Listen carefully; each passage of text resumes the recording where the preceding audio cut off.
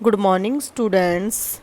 बेटा आज हम भाषा माधुरी का 8वां चैप्टर पढ़ेंगे। किस्से कहावतों की दुनिया। किस्से कहावतों की दुनिया के बारे में बताया गया है, अनेक घटनाओं के बारे में बताया गया है इस चैप्टर में। आओ इस चैप्टर को पढ़ें। आपने बहुत सारी कहावतें सुनी होंगी, बहुत सारे जो बड़े लोग कहावतें कहते हैं वो सुने होंगे, जैसे आकाश पाताल एक कर देना, मियाँ की जूती, मियाँ के सिर, कोल्हू का बैल आदि। क्या आप जानना चाहते हैं कि ये कहावतें कैसे बनी होंगी, कि ये सारी चीज़ें कैसी बनी होंगी? तो लीजिए आज आप 2 कहावतों के बनने के मज़ेदार किस्से पढ़िए। एक राजा था, उसके राज्य में ना चोरी होती थी न डकैती, कि वहाँ पे कुछ भी नहीं होता था, ना चोरी की जाती थी ना कोई डाका डाला जाता था।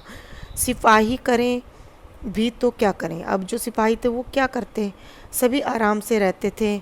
एक बार की बात है कि रात का समय था। एक राहगीर राजमहल के पास से गुजरा, देखा सारे पहरेदार सो रहे हैं। उसके मन में उत्सुकता जगी। उत्सुकता का अर्थ है जानने की इच्छा कि महल कैसा होता है, कि महल कैसा होता है। डरते डरते वह महल में घुस गया।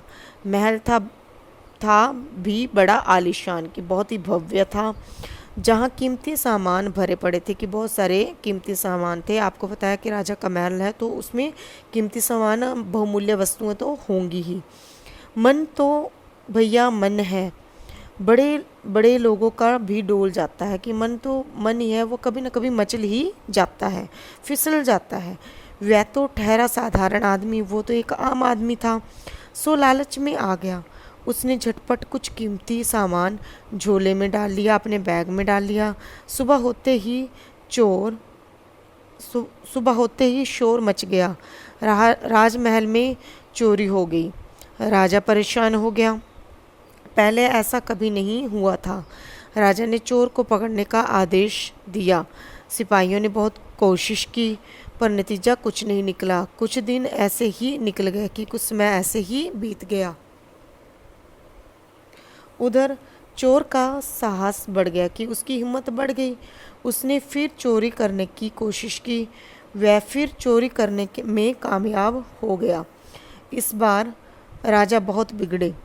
उन्होंने आदेश दिया चोर को जिंदा या मुर्दा पकड़कर हाजिर किया जाए, कि उनको उपस्थित किया जाए। हाजिर का अर्थ है उपस्थित करना। नगर कोतवाल बहुत परेशान हो गया, कि जो नगरपाल था, जो नगर की रखवाली करता था, वो बहुत परेशान हो गया। चोर को तो जैसे चस्का लग गया था। एक दिन वह फिर महल में चोरी करने आ गया। इस बार सिपाही सावधान थे, चोर तुरंत पकड़ लिया गया। सुबह सारे राज्य में खबर फैल गई कि अगले दिन राजा का दरबार लगा। बड़ी शान से कोतवाल चोर को लेकर दरबार में हाजिर हुआ। बोला, महाराज यही है वह चोर, इसके घर से सारा सामान भी मिल गया है। इसे कड़ी से कड़ी सज़ा मिलनी चाहिए, इसे सख्त से सख्त सज़ा दी जानी चाहिए। मगर यह क्या? चोर तो कोतवाल के ही पीछे पड़ गया। डपट कर बोला, कैसे कोतवाल हो तुम? यही रक्षा करते हो महल की?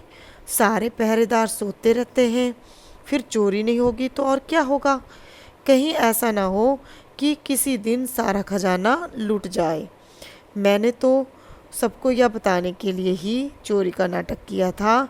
लोग कहने लगे, वाह देखो, उल्टा चोर कोतवाल को डांटे, कि स्वयं गलती करने वाला दूसरे को ही दोषी ठहराता है। वो अपने बचाव में उसने क्या कहा, कि कोतवाल को कहा कि आप कैसे कोतवाल हो, कि कैसे रखवाली महल की करते हो, कि आपके महल से कोई भी चोर घुस जाता है, आपको पता नहीं चलता। और उसने बात को पलट दिया और कहा साथ में उल्टा चोर कोतवाल को ही डांटे, कि स्वयं की गलती करने पर उसने दूसरों को ही दोषी ठहरा दिया। बेटा आधा चैप्टर कल पढ़ेंगे, अच्छे से इसको रीड कर लें। धन्यवाद।